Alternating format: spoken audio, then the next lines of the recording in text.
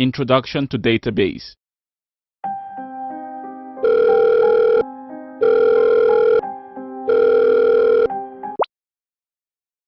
Hello, Anita.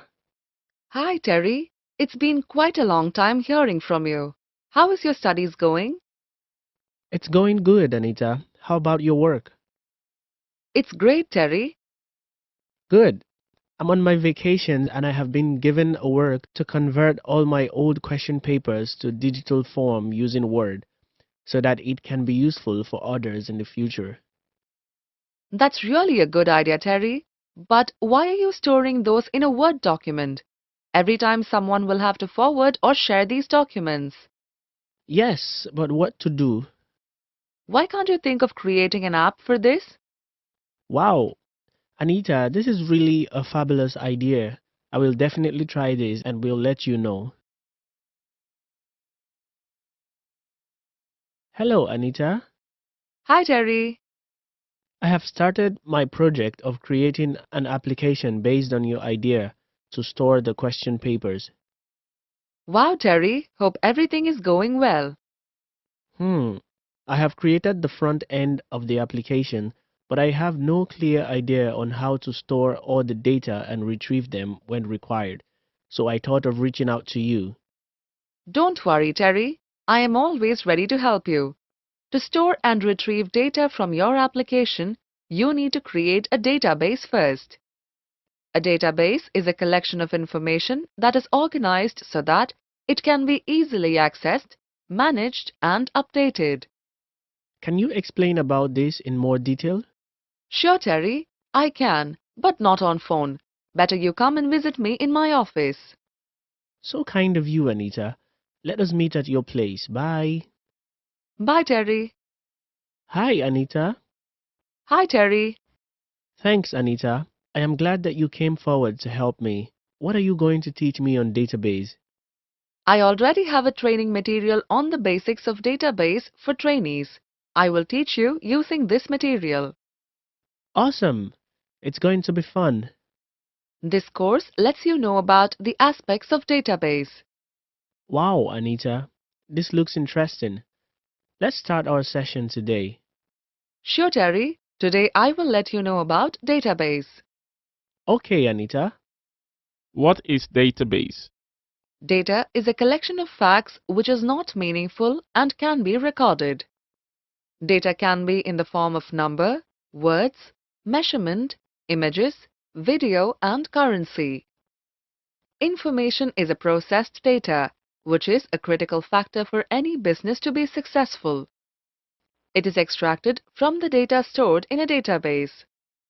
Database-driven applications are the most popularly used software for managing an organization. A database is a collection of logically related data stored in tables. The language used in developing and managing a database is called SQL, that is, Structured Query Language. A database could be as simple as a text file with a list of names.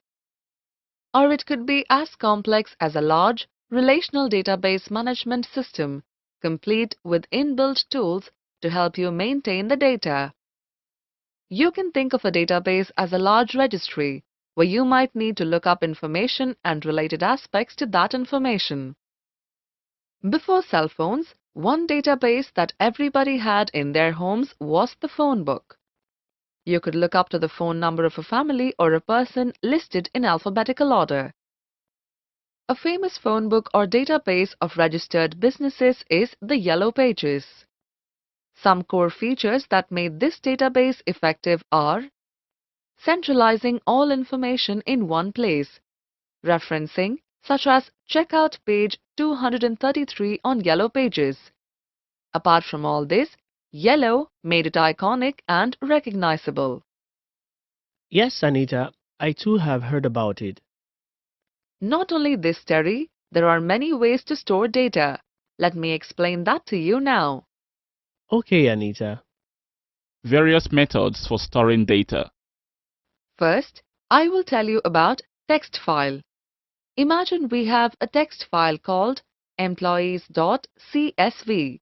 It's a comma separated values, that is .csv file. The commas separate each field within a row. The commas give it structure. It enables us to distinguish the employee ID from the employee name. We could easily add more fields and separate them by commas. Each row represents a different record. In this case, each row represents a different artist. Technically, this is a database. It contains data that is structured in a way that's easy to retrieve. With a small list like this, a text file may serve our purposes perfectly. The next is spreadsheet. Another option would be to store the data in a spreadsheet using a spreadsheet software, for example, Microsoft Excel. That way, we could do some extra things with our list, such as format it or sort it by artist name and so on. A spreadsheet program like Excel makes these tasks relatively easy to do. This software organizes the data into rows and columns, making your data easier to comprehend. The last one is the database software. A better option would be to store the database in a database table using specialized database software, such as Microsoft Access.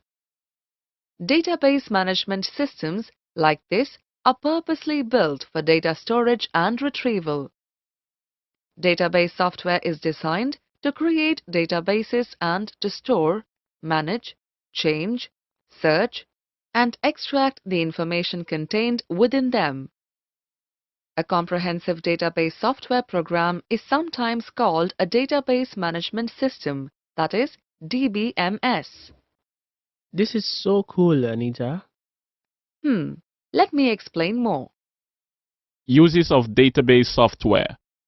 Mainly, database software exists to protect the information in the database and ensure that it's both accurate and consistent. Database software functions include data storage, data backup and recovery, data presentation and reporting, multi-user access control, data security management, and database communication. Databases are everywhere.